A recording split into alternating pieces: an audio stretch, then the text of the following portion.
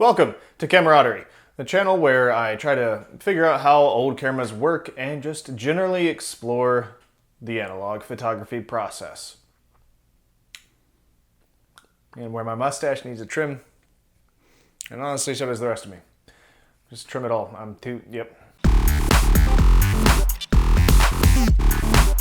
Now, I don't know about y'all, but these last few weeks have been heavy. And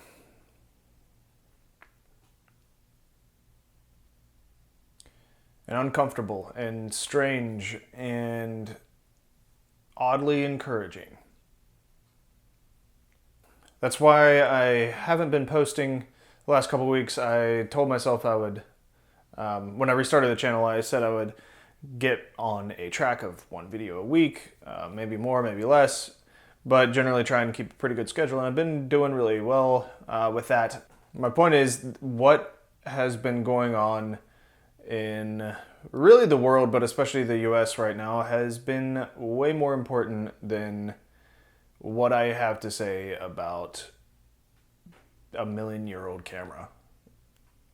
So it's been, I've spent my time and energy not on this channel, but on amplifying voices where I can, and going to protests and donating when I can, and all that kind of stuff. So it's been a very strange few weeks, and it's gonna be strange for a while. Honestly, I hope things never go back to quote-unquote normal. Normal wasn't good for a lot of people. So all that being said, I really enjoy making these videos and talking about this kind of thing. And so it's not that I'm not focusing my energy on all these things that matter a lot more than what I have to say. It's just, you know, I want to keep doing this, and it's a creative outlet. It's a therapeutic outlet. It's, yeah, kind of doing it for my own sanity at this point. So, yeah. Today's camera is a very unique and special camera that deserves a place among the pantheon of great cameras of history. It's the Nikon F2. The Nikon F2 was made between 1971 and 1980 by Nikon. Big surprise.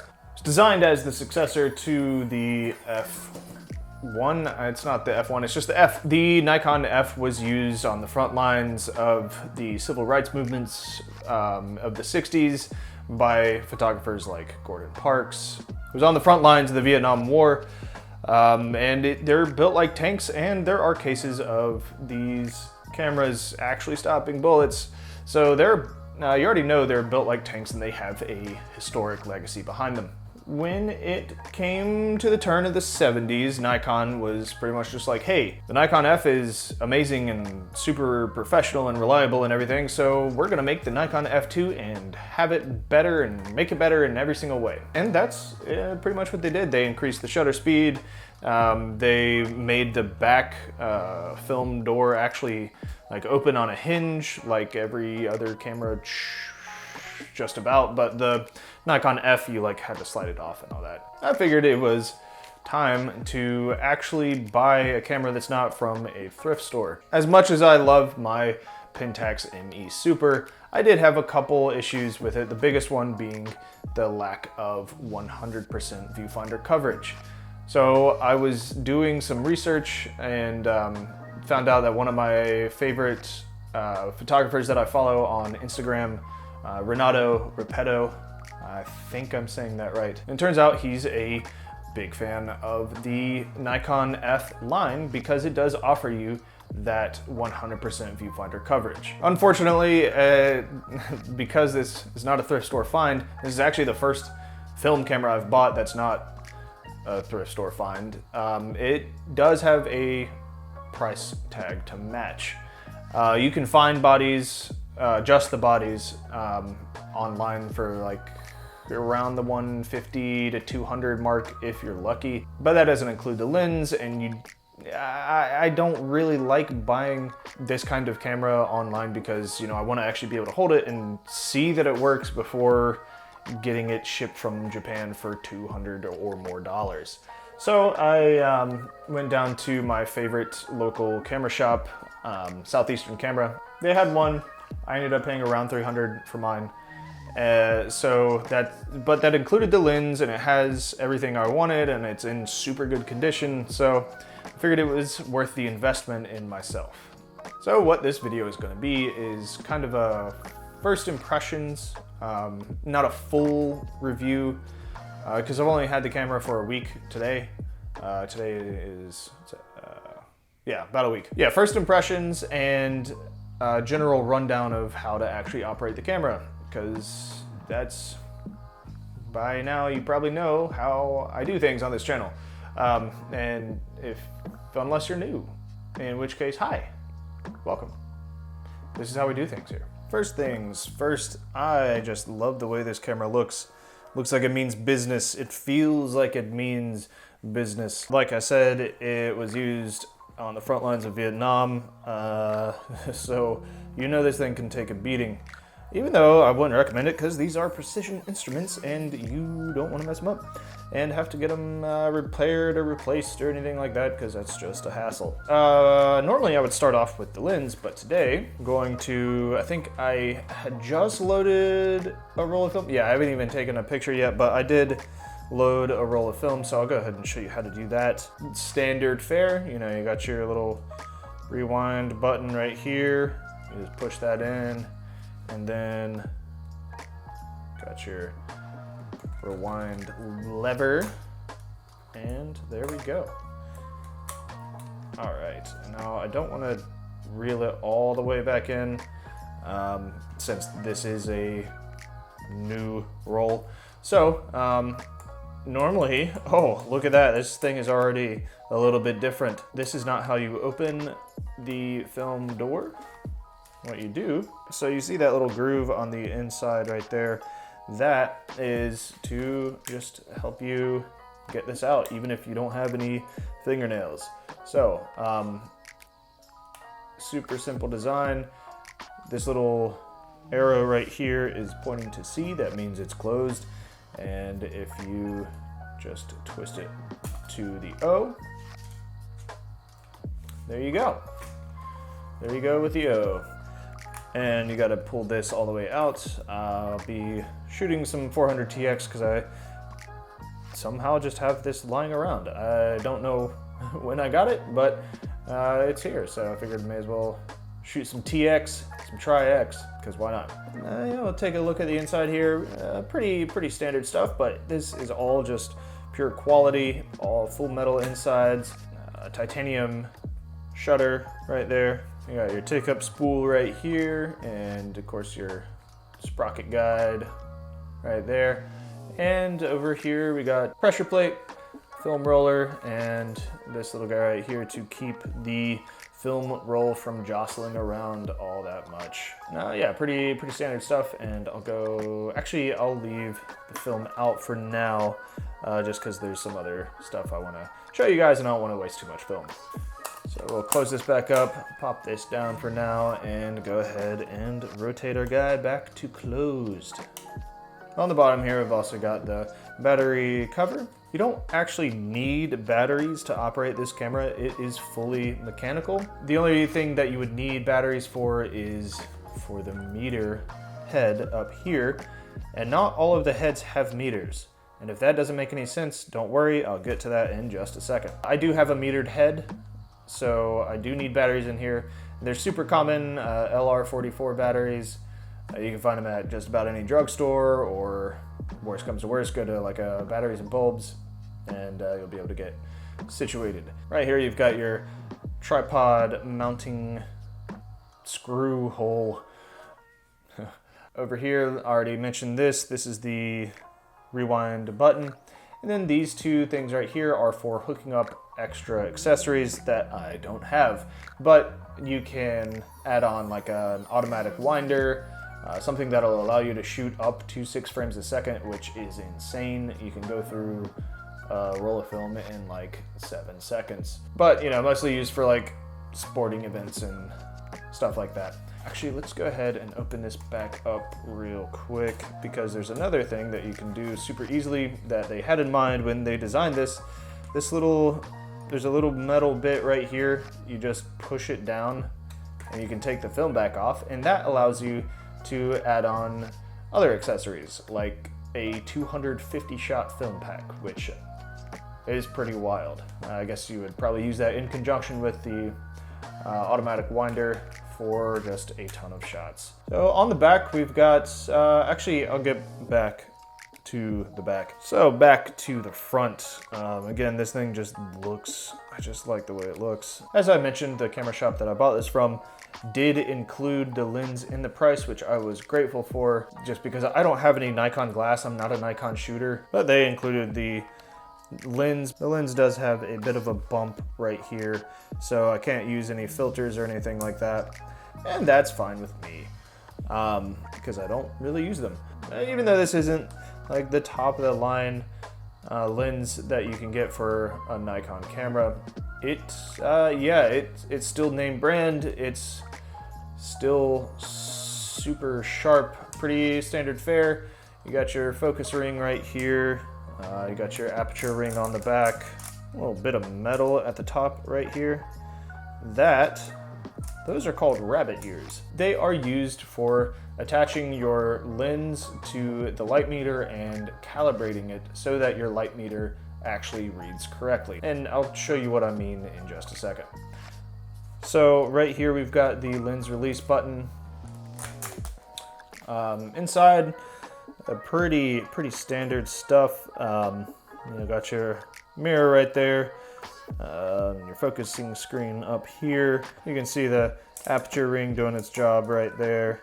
So it's good that that works, because otherwise it would be pretty pointless. This lens does have a range of an f-stop of 2 to an f-stop of 16, which I would prefer at least an f-stop of 22, because I go out in the middle of the day to shoot sometimes like a maniac. But it's okay, because Nikon thought of that with their shutter speed, and I'll get to that in just a second. Attaching the lens is actually pretty straightforward, even though you have to deal with this little metal piece right there. What you do is you just put it on, and that just engaged it. Turn it all the way to the maximum aperture. Oh, I've been blocking light this whole time. What am I doing? Worst content creator on YouTube, dude. Pay attention right here. Hopefully you'll be able to see that number go from 5.6 to 2. So you attach it, you swing it all the way to the minimum aperture of the lens, and back to the largest aperture, and you're ready to go. If you can't see that, it did its thing, trust me. What this does is basically lets your light meter know what aperture range you're working with. And that little maneuver right there is apparently known as the Nikon shuffle, and I just like that. On this side of the camera, we've got our self-timer right here. Right here is your depth of field preview, and you can see what that looks like. The reason you would want a depth of field preview is that when you're shooting and looking through the viewfinder, you want to be able to actually see what you're shooting at. So it leaves the aperture wide open and then stops down to whatever aperture you're shooting when you actually release the shutter. So if you want to focus and then see what your shot's actually going to look like at the aperture that you're shooting at, that's why you have a depth of field preview. And you can see everything's going nicely right there. Now this right here is not only your depth of field preview, but it's also your mirror lockup. So what you can do is just lock your mirror up like that, and you're ready to go. You would want to do this, for instance, if you have a lens that has, there are some like macro lenses that basically this part of the lens comes out to like right here. So this way you have space to actually attach it to the camera. Now let's go ahead and put this mirror back down and go about our business. So Nikon shuffle real quick. There we go, we're all set. Over on this side, we've got a port to attach a flash sync cable. You got your little strap eyelets right here. On the top, over here on the left, you've got your film winder that we used a second ago. You might notice that there's no hot shoe on this camera, and that's because it was considered unprofessional.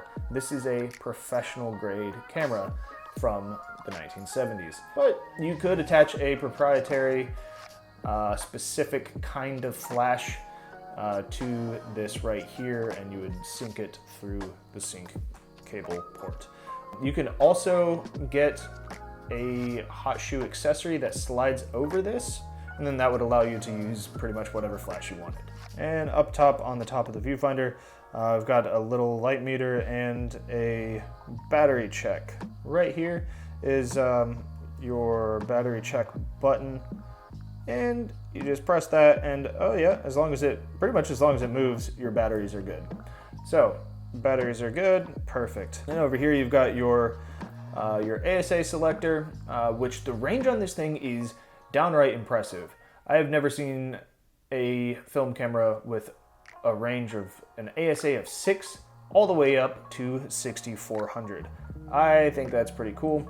It gives you plenty of room for push processing and experimental films and everything else. And you got your little red arrow indicating which one you're actually selecting.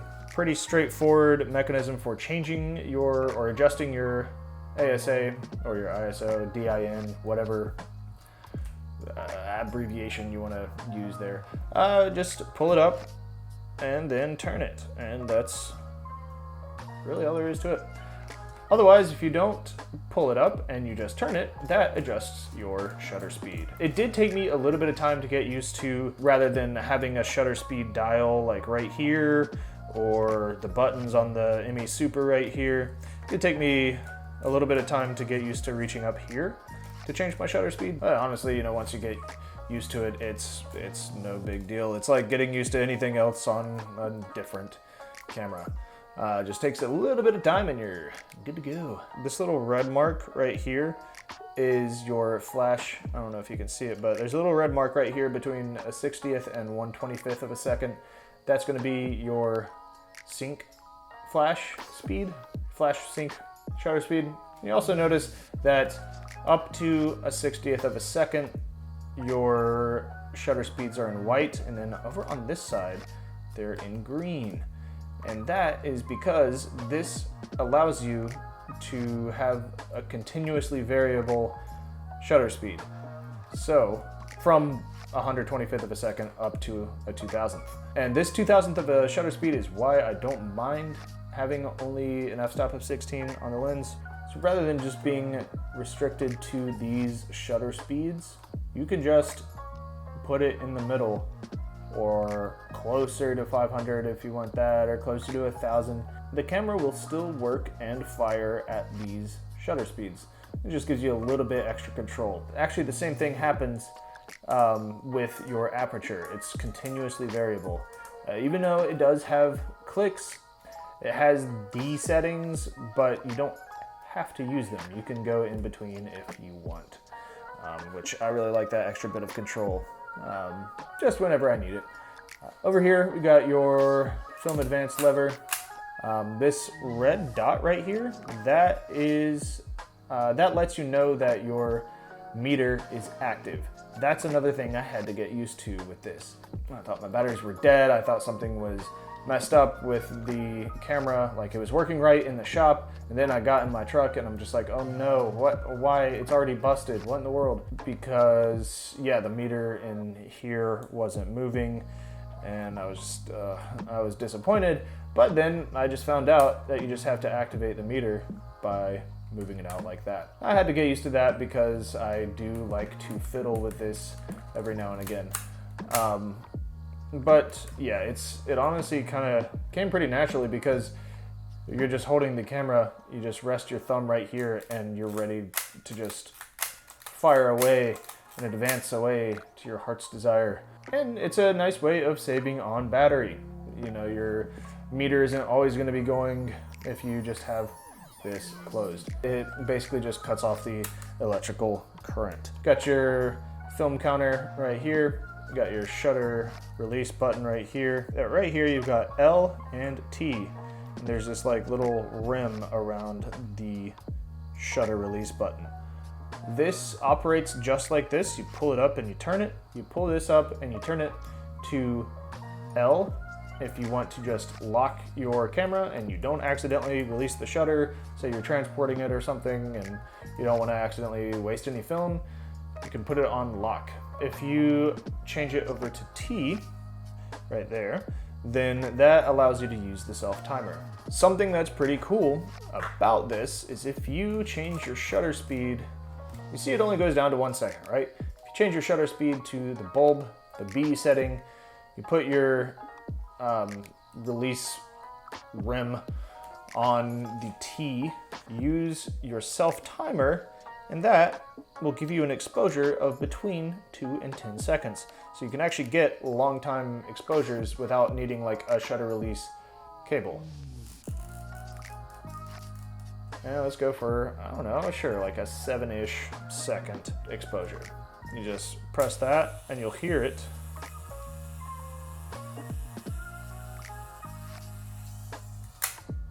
I think that's pretty cool. And that about does it for your standard features. Now, where this camera really comes into its own is this is a system camera. Basically just means it's modular. You have your base camera, then you can replace and change just about anything. So not only does it have interchangeable lenses, which is pretty standard for SLRs, but I mentioned earlier you can attach stuff down here, you can take the film back off, and you can also replace your viewfinder. You just press this metal button right there, press this little lever right here, twist it forward, and it comes off just like that. Now, why would you want to do this? Well, just so you can have different stuff. It's customizable, man. What's not cool about that? This viewfinder uses a matchstick needle meter, which I'll show you in a second. You can replace this with one that utilizes LEDs to show you whether or not you're over or underexposed. Yeah, and there's, I think, about 5 to 7 different viewfinders. There's even one that you can pop on right here that allows you to utilize a waist level viewfinder. So you put it on here and you just flip it up and you look down into the focusing screen right here. And with a waist level viewfinder, it doesn't have a meter in it.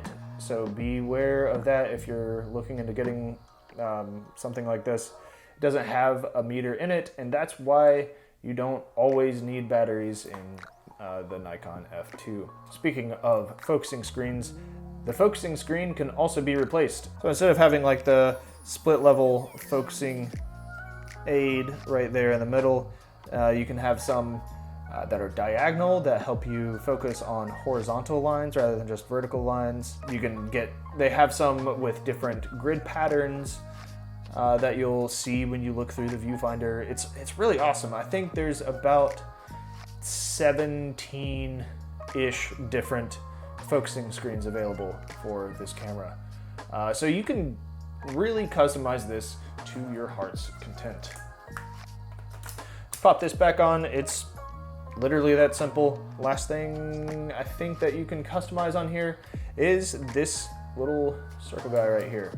They have ones that basically give you like a little magnifying screen. They also have some that come out a few centimeters away from your viewfinder. That way you can really push your face into it and block all the light that you can from coming in and affecting your meter readings.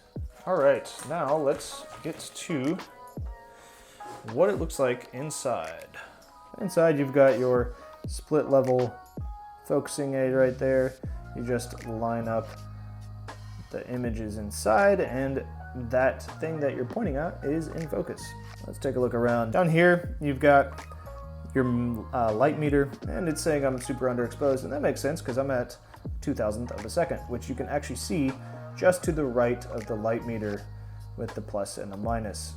So I'm just changing the shutter speed, and you can actually see that happen in the light meter. Get all the way down here. Oh, and we have enough light. And then of course it goes all the way to the other side if you are overexposed. And to the left of the light meter, you can see it also has your f-stop information. So that's super handy. That way you don't have to bring your eye away from the viewfinder to know what your settings are. And yeah, that's why they call it a matchstick or a match needle light meter, just because it kind of looks like a little matchstick. That's in this viewfinder. That's what this viewfinder looks like. If you get one of the ones with LEDs in it, it'll be brighter. Apparently it's better for low light use because it can be kind of hard to see if you don't have enough light coming into this top. And you remember that this is the battery check. Well, it's also a top-down light meter. So it's, I think it's pretty cool that you can like pretty much tell what your settings are from just about any angle on this camera. You can be looking through here, you can be looking from the top. You got all your information up here if you need it. And yeah, I think it's just a really well-rounded, highly functional camera. So I'll end the video with a rollout of some of my favorite pictures that I've taken with the Nikon F2 so far. Again, I've only had it about a week. Shot a couple rolls of color and a couple rolls of black and white. One thing I did want to mention, not only does this have incredibly accurate metering and sharpness across the entire negative, but one thing I wanted to mention is also the negative spacing. I don't know if that's the correct term for it, but let me show you what I mean. So this is a roll that I shot with the Pentax ME Super, and I never thought about mentioning this in any camera review that I've done so far because I just figured all cameras behaved like this. But what I mean is that when I develop and cut up my film, you see the negative right here, right? And you see in between the frames, sometimes that line can be really hard to see, like it's almost non-existent right here. So it can be kind of hard to make sure that I'm actually cutting in between the frames, and yeah, it's just inconsistent. Some of them are much wider than the division right here, and then on the other end of the spectrum you have them this narrow. So it can be kind of difficult to make sure that I'm not cutting a part of the negative.